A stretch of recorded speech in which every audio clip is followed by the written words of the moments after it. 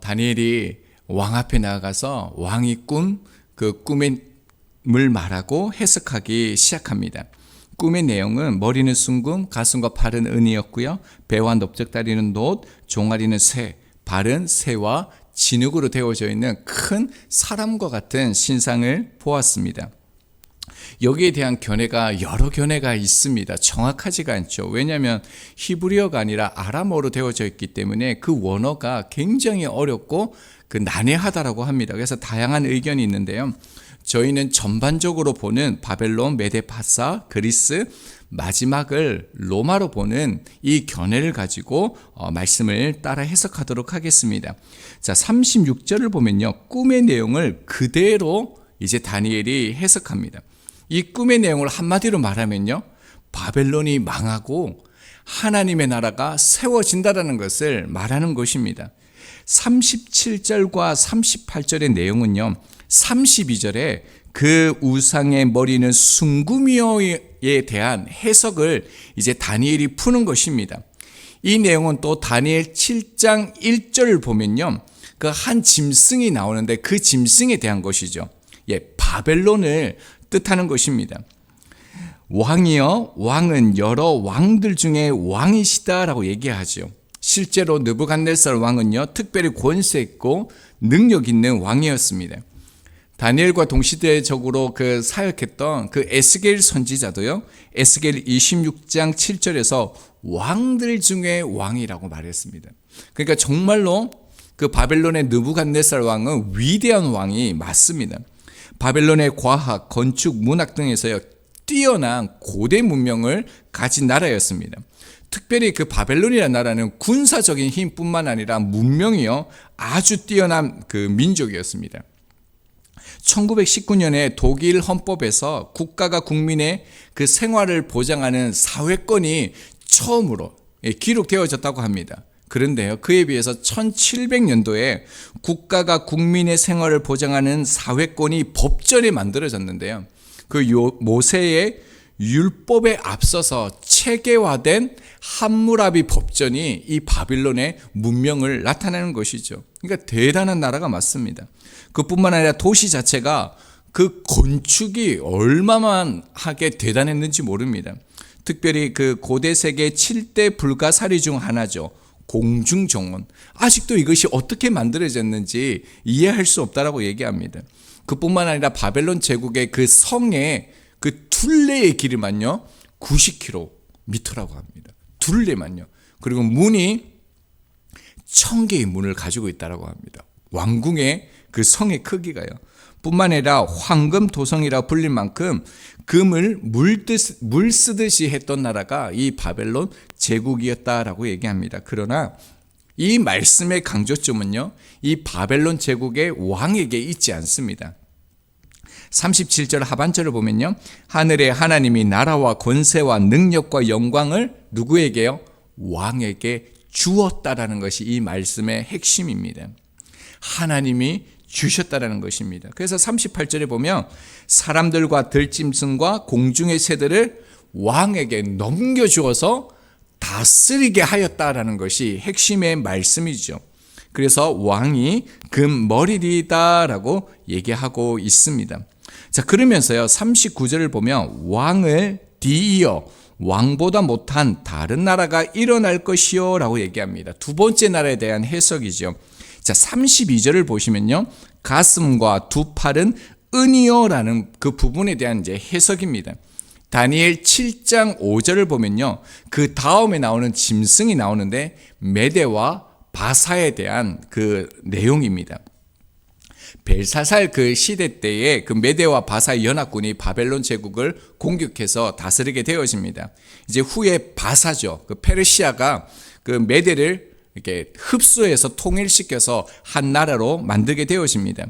특별히 이 페르시아 이 나라의 특징은요, 은을 화폐로 사용했던 첫 나라가 이 페르시아라고 그렇게 말하고 있습니다. 자, 그리고요, 셋째로 하반절을 보면 39절 하반절을 보면요, 셋째로 또 녹 같은 나라가 일어나서 온 세계를 다스릴 것이며 라고 얘기합니다. 자, 이 내용도 32절에요. 배, 넓적다리는 노시오라는 해석에 대한 말씀입니다. 7장 6절에 가면 세 번째 짐승이 나오는데 이것에 대한 설명이죠. 자, 이것은요, 23살에 그 왕위에 오른 알렉산더 대왕이 그 나라를 세운 그 대제국, 헬라 제국을 가리키고 있습니다. 알렉산더 대왕은 당시 알려진 온 세계를요, 33살에 다 정복했다라고 합니다. 기록에 의하면 더 이상 이제 정복할 나라가 없어서 주저앉아서 통곡을 했다라고 합니다. 그만큼 대단한 왕이죠. 뿐만 아니라 이 헬라 제국에서는요, 그 세계 최고의 수학자들 뿐만 아니라 건축자들이 그 헬라 문화에서 나왔고요. 뭐 소크라테스, 플라톤과 같은 그런 철학자들이 이때 나왔다고 합니다. 뿐만 아니라 현대 올림픽이요, 이 헬라 제국으로부터 시작되었던 것이죠. 자, 그리고요, 40절 말씀을 보면요, 이것은 33절 그 종아리는 세요 부분에 대한 이제 해석을 말하는 것입니다. 다니엘서 7장 7절을 보면요, 넷째 짐승이 나오는데 여기에 대한 설명이고요, 로마 제국에 대한 그 말하는 것입니다. 이런 로마 제국을 뭐라고 얘기합니까? 쇠는 모든 물건을 부서뜨리고 이기는 것이다 라고 얘기합니다. 우리가 아는 것처럼 팍스 로마죠. 로마는 철저한 그 힘의 원리, 그 힘으로 온 세계를 정복하게 됩니다. 그래서 로마의 특징은 잔인함, 그리고 가혹함이 그들의 상징이죠. 특별히 그 저항하는 민족이나 반란을 하게 되면요, 완전히 씨를 말려서 그들을 처참히 죽였다라고 얘기합니다. 여러분, 예루살렘을 멸망시킬 때 수만의 대군이 그 성을 둘러쌉니다. 여러분, 잘 생각해 보면 한순간에 그 문을 부수고 성벽을 부수고 들어갈 수 있었습니다. 근데 로마는 그렇게 하지 않죠.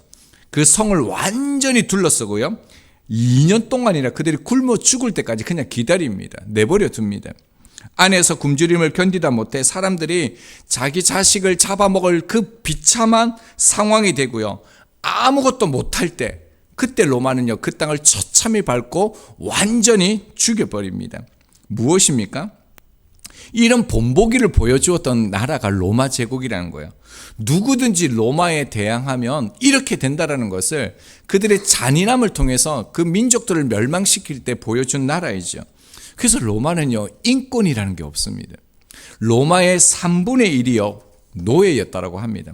한때는 노예들이 반란을 일으켰는데 그들을 완전히 제압해서 어떻게 하냐면요, 그 나라의 입구의 그 거리를요, 그 노예들을 그 불태워서 세워서 불을 밝힐 정도로요, 그런 잔인했던 나라가 이 로마였다고 합니다. 정말 강인한 나라였지만 잔인한 나라였죠. 그래서 이제 이 로마에 대해서 이 멸망이 어떻게 되어질 것인가를 좀 자세하게 얘기하는데 41절에서 43절이요, 이제 그 내용에 대해서 말하는 겁니다. 33절을 보면 그 발은 얼마는 새요, 얼마는 진흙이다라는 해석이 이제 쭉 되어지는 거죠. 로마의 멸망 그 이유입니다. 42절을 보면요, 부서지지 않는 강한 새와 쉽게 부서지는 약한 진흙이 이렇게 공존하고 있음을 말하고 있는데요. 그러니까 무엇을 말합니까? 겉보기에는요, 굉장히 강한데 오히려요, 취약하다라는 거예요. 자, 그 이유가 뭐냐면요, 43절을 보면 새와 진흙이 섞인 것이라는 이 표현이 또 나옵니다. 앞에서도 나오고 계속 반복되어지고 있거든요. 그러니까 이 말이 뭐냐면, 말씀에 보면 43절에 보면 그들이 다른 민족과 서로 섞일 것이나 라고 얘기합니다. 두 가지가 결코 함께 어떻게 해요? 합할 수 없다라는 거예요. 새와 진흙이 섞일 수 없다라는 거죠. 그러니까 로마가 여러 나라를 정복해서 여러 나라를 지배하지만 어떻다는 겁니까? 오히려 그 연합이 실패할 거라는 거죠. 그 강함이 오히려 그들을 무너지게 하는 결정적인 요소가 되어진다라고 말하고 있는 것입니다. 자, 그리고 난 후에요, 44절과 45절은 34절과 35절에 손대지 아니하는 돌, 이 부분에 대한 해석입니다. 우리가 앞에서 자세히 보았던 것처럼 하나님께서 한 나라를 세우실 것인데 그 모든 강한 나라를 쳐서 멸망시키고 영원한 나라를 세우실 것이라는 그 내용에 대한 해석입니다. 여러분, 지금 다니엘은 이 꿈을 통해서 무엇을 말하고 있습니까? 세상 권세가 얼마나 허망한지에 대해서 말하고 있습니다. 그러면서 주님의 영광이 얼마나 위대한지를 보는 것이죠. 결국 지금 왕 앞에서요, 모든 세상의 권력자들 앞에서 무엇을 말합니까? 당신의 나라가 망할 것입니다. 왕의 나라가 끝날 것입니다 라고 말하는 것입니다. 여러분, 느부갓네살 왕이 얼마나 격분했겠습니까? 누가 감히 이 시대에 살아있는 신 느부갓네살 왕 앞에서 그런 말을 할 수 있겠습니까? 18세 소녀 그 다니엘은요, 당신의 나라는 하나님이 주셨다, 영원하지 않다, 지금 죽으려고 이 말을 하고 있다는 것입니다. 우리가 보았던 것처럼 다니엘 왕이 얼마나 다혈질 왕입니까? 자기 꿈을 알아맞추지 못한다고 해서, 해석하지 못한다고 해서 몸을 쪼개서 거름으로 삼겠다라고 말합니다. 그래서 3장에 가서도요, 풀무불을 7배나 뜨겁게 해서 다 죽여버리라고 그렇게 말하는 왕입니다. 우리가 여기에서 보아야 될 게 무엇입니까? 세상의 나라가 아니라요, 그럼에도 불구하고 하나님께서 보여주신 그 나라를 가감없이 온전히 전하는 이 다니엘의 모습을 우리가 보아야 된다는 것입니다. 자, 그리고 난 후요, 이 느부갓네살 왕에 대한 반응이 나옵니다. 참 흥미롭죠. 다니엘을 죽여야 될 텐데 그렇게 하지 않습니다. 자, 46절을 보면요, 최고 권력자인 느부갓네살 왕이 절하는 경우가 딱 한 가지가 있습니다. 뭐냐면 그들의 신 마르둑에게 절할 때만 딱 한 번 절하는데 어떻게 합니까? 18세 노예 소녀 다니엘에게 엎드려 절합니다. 그리고 그에게 예물과 분향을 주게 했다라고 말합니다. 그리고 47절에 보면요, 하나님은 참으로 모든 신들의 신이시요 모든 왕의 주제시로다라고 얘기하고 있습니다. 이 호칭은요, 그들이 섬기는 최고의 신 마르둑에게 주어진 칭호입니다. 이 칭호를 지금 하나님께 두는 것이죠. 자, 그러면서 48절은요, 왕 다음으로 바벨론 모든 지혜자의 그 어른으로 삼았다라고 얘기합니다. 그리고 49절을 보면요, 다니엘의 요구대로 그의 친구였던 사드락 메삭 아벳느고를 그 바벨론 지방을 다스리는 그 관직을 받겠다라고 얘기합니다. 여러분, 그냥 다니엘이 요청했기 때문에, 친구들이 고마웠기 때문에 왕에게 요구했을까요? 그렇지는 않습니다. 36절을 보면요, 내가 이제 그 해석을 왕 앞에 아뢰리이다 라고 얘기하죠. 여기서 이 내가가 아람어인데요, 1인칭 복수 형태로 되어 있습니다. 그래서 우리가 아뢰리이다가 정확한 번역이에요. 그래서 세 번역이 정확하게 번역해놨는데 이렇게 되어 있습니다. 이것이 그 꿈인데 우리가 그것을 풀이하여 라고 되어져 있습니다. 자, 이를 근거하는 말씀이요, 또한 느부갓네살 왕의 말에도 있습니다. 2장 47절 보면요, 너희 하나님은 이라고 말하고 있죠. 그러니까 지금 다니엘은요, 자기만 이 꿈을 해석하고 자기만 이 내용을 본 게 아니라는 거예요. 그 친구들에게도 동일하게 하나님께서 함께 하셨다는 것을 말했고요. 그래서 느부갓네살 왕이 그들에게도 관직을 주었다라는 것입니다. 자, 이제 말씀을 우리가 함께 이제 좀 적용해 보려고 하는데요. 지금 대제국 느부갓네살 왕은요, 그의 인생 가운데 한 번도 경험하지 못했던 은밀한 일, 놀라운 기적 중에 기적이 아닙니까? 어쩌면 예수님의 표적과 같은 그런 대등한 그런 놀라운 것을 지금 경험한 것이죠. 그래서 46절을 다시 보면요, 이 다니엘에게 절했다, 이것은요 제사 용어예요. 그들이 마르둑 신에게 제사, 경배할 때 쓰는 단어가 이 단어예요. 그리고 예물, 향품, 이 단어도요 제사의 용어입니다. 그러니까 왕이 이 단어를 썼다라는 것은요, 다니엘이 하나님께 경배했다라는 거예요.